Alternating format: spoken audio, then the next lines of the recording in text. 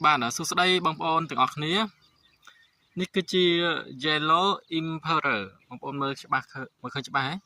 នេះណាអញ្ចឹងខ្ញុំបានដាំវាដោយប្រើ G solution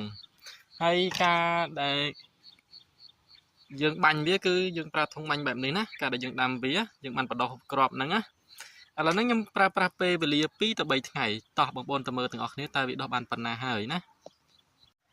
បាទនេះបងប្អូនខ្ញុំបានមកថតឲ្យបងប្អូនមើលផ្ទាល់តែម្ដងហើយបងប្អូនមើលនេះខ្ញុំដាំវារយៈពេល3